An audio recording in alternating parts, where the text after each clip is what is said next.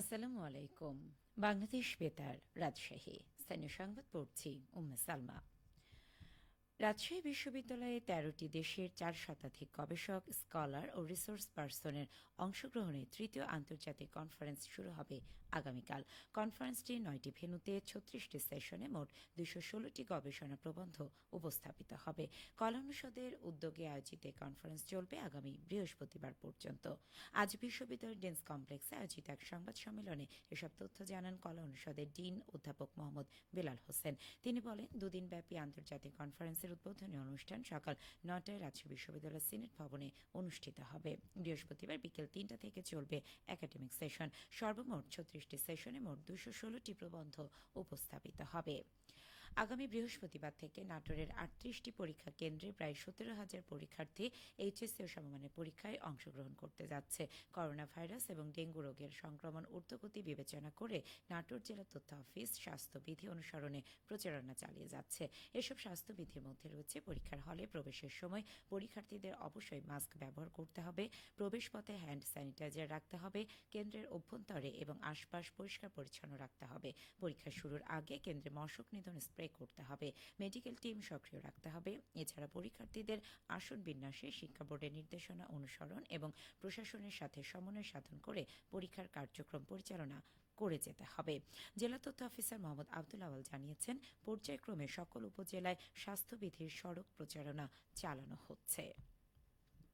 পাবনায় জেলা কৃষি ঋণ কমিটির মাসিক সভা অনুষ্ঠিত হয়েছে। পাবনা জেলা প্রশাসনের আয়োজনে জেলা প্রশাসক কার্যালয় সম্মেলন কক্ষে এই সভা অনুষ্ঠিত হয়। জনতা ব্যাংকের পাবনা শাখার এজিএম নাজমুস শরীফের পরিচালনায় সভায় সভাপতিত্ব করেন জেলা প্রশাসক মোহাম্মদ মফিজুল ইসলাম। এই সভায় আগের মাসিক সভায় নেওয়া বিভিন্ন সিদ্ধান্ত পর্যালোচনা করা হয় এবং কৃষি ঋণ মেলার আয়োজন সহ পরবর্তীতে করণীয় সম্পর্কে সিদ্ধান্ত নেওয়া হয়। জেলা প্রশাসক মোহাম্মদ মফিজুল ইসলাম বলেন, পাবনা জেলা কৃষিভিত্তিক জেলা, তাই পাবনা জেলায় কৃষি ঋণের বিশেষ চাহিদা রয়েছে। এই কৃষকদের চাওয়া সহজ শর্তে দ্রুত সময় যাতে কৃষকদের ঋণ দেওয়া যায় সেটা ভেবে দেখা। ঋণগুলো আদায়ের ক্ষেত্রে গুরুত্ব দেওয়া উচিত, তবে কোনো সেবা গ্রহীতা যেন কৃষককে হয়রানি না করে সেদিকেও খেয়াল রাখতে হবে। সভায় বাংলাদেশ ব্যাংকের প্রতিনিধি শামীম হোসেন সহ সেবাদানকারী সকল ব্যাংক ও আর্থিক প্রতিষ্ঠানের প্রতিনিধিরা উপস্থিত ছিলেন। কৃষিকাজে সফলতা অর্জন করায় পাবনার আটঘরিয়ায় ৬ জন সফল খামারি ও উদ্যোক্তাকে সম্মাননা স্মারক প্রদান করা হয়েছে। আজ দুপুরে উপজেলা মডেল মসজিদ সম্মেলন কক্ষে সম্মাননা প্রদান করা হয়। পল্লী কর্মসহায়ক ফাউন্ডেশন পিকেএসএফ এর আর্থিক ও কারিগরি সহায়তায় এবং জাগরণী চক্র ফাউন্ডেশন বাস্তবায়নে ৬ জন সফল খামারি ও উদ্যোক্তাকে সম্মাননা ক্রেস্ট, সনদপত্র ২,০০০ টাকা করে সম্মাননা প্রদান করা হয়। অনুষ্ঠানে প্রধান অতিথির বক্তব্য রাখেন জেলা প্রাণী সম্পদ কর্মকর্তা মোশাররফ হোসেন। বিশেষ অতিথির বক্তব্য রাখেন উপজেলা কৃষি কর্মকর্তা সজীব আল মারুফ। সিরাজগঞ্জের কাজীপুরে কৃষি প্রণোদনা কর্মসূচির আওতায় কৃষকদের মাঝে বিনামূল্যে বীজ, সার ও গাছের চারা বিতরণ করা হয়েছে। আজ সকালে কাজীপুর উপজেলা কৃষি অফিস প্রাঙ্গণে প্রণোদনার বীজ, সার ও চারা বিতরণ করা হয়। ১,৭০০ কৃষকের মাঝে রোপামন, হাইব্রিড মরিচ বীজ, রাসায়নিক সার ও ২ শতাধিক মানুষের মাঝে নারিকেল গাছের চারা বিতরণ কর্মসূচির উদ্বোধন করেন কাজীপুর উপজেলা নির্বাহী কর্মকর্তা দেওয়ান একরামুল হক। উপজেলা কৃষি অফিস আয়োজিত প্রণোদনা প্রদান অনুষ্ঠানে উপজেলা কৃষি কর্মকর্তা কৃষিবিদ শরীফুল ইসলামের সভাপতিত্বে আরও উপস্থিত ছিলেন অতিরিক্ত কৃষি কর্মকর্তা ফয়সাল আহমেদ ও উপজেলা কৃষি সম্প্রসারণ কর্মকর্তা মোহাম্মদ মুজাহিদুল ইসলাম। বগুড়ার সারিয়াকান্দিতে আগাম বপন করা পাট কাটা শুরু হয়েছে। আবহাওয়া অনুকূলে থাকায় ভালো ফলন হয়েছে।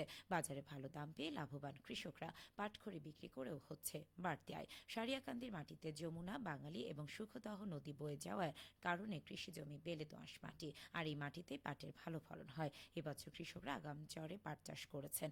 আবহাওয়া অনুকূলে থাকায় এবং আগাম বন্যা না হয় পাটের ভালো ফলনও হয়েছে। উপজেলা কৃষি কর্মকর্তা মোহাম্মদ আলী জিন্নাহ জানান, দেশীয় উপসি জাতের পাট সহ এবছর উপজেলার বিভিন্ন এলাকায় নানা জাতের পাট চাষ হচ্ছে। গত বছর উপজেলায় ৩,৬৫০ হেক্টর পাট হয়। ফলন হয় প্রতি হেক্টরে ২.৮ মেট্রিক টন। এবছর পাট চাষের লক্ষ্যমাত্রা ধরা হয়েছে ৩,৬৫০ হেক্টর। সবশেষে আবহাওয়া।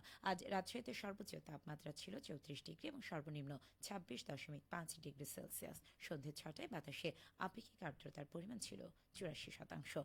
রাজশাহীর পার্শ্ববর্তী এলাকায় আগামীকাল সূর্যোদয় ভোর ৫টা ১৮ মিনিটে। সংবাদ শেষ হলো। আমাদের পরবর্তী স্থানীয় সংবাদ প্রচারিত হবে আগামীকাল সকাল ৮টা ১০ মিনিটে।